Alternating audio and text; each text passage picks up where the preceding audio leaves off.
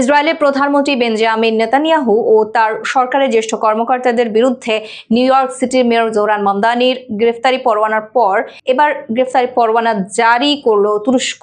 যদিও একই পরোয়ানা আরো 1 বছর আগে জারি করেছিল আন্তর্জাতিক অপরাধ আদালত আইসিসি।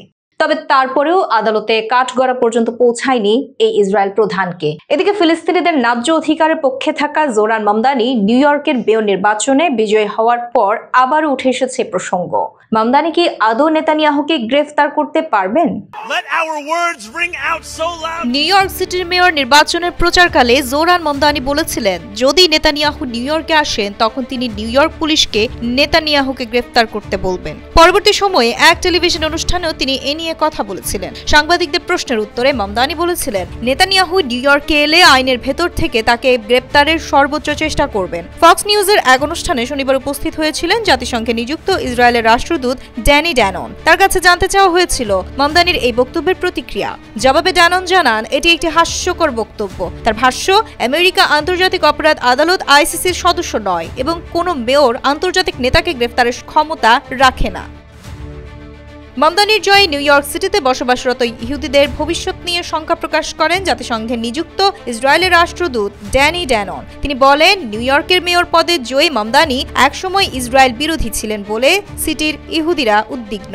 ওই সময় মেয়র সবার নিরাপত্তা নিশ্চিত করবেন বলেও আশা করেন জাতিসংঘের ইসরায়েলের রাষ্ট্রদূত। এদিকে আমেরিকার ফেডারেল আইনে বিদেশের কোনো নেতা বা বর্তমান প্রধানমন্ত্রী কোনোভাবেই গ্রেফতারযোগ্য নন। এ আইনকে আমেরিকার ভাষায় সোভারিন ইমিউনিটি আইন বলা হয়ে থাকে।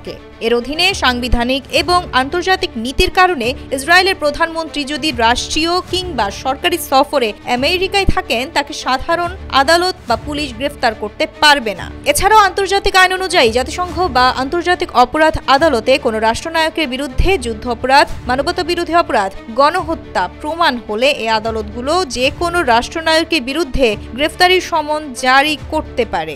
এক্ষেত্রে সংশ্লিষ্ট অভিযুক্ত ব্যক্তিকে গ্রেফতারে আইসিসির সদস্যভুক্ত দেশ হতে হবে। জাতিসংঘ যদি এমন কোনো গ্রেফতারি পরোয়ানা জারি করে, তাহলে জাতিসংঘের সদস্যভুক্ত দেশগুলো সংশ্লিষ্ট ব্যক্তিকে গ্রেফতার করতে পারে। নেতানিয়াহু যদি প্রধানমন্ত্রী পদ থেকে পদত্যাগ করেন বা মেয়াদ শেষ হয়ে যাওয়ার পর আর নির্বাচিত না হন, তবে আইসিসির সদস্যভুক্ত দেশগুলো তাকে সেসব দেশ সফরে গ্রেফতার করতে পারবে।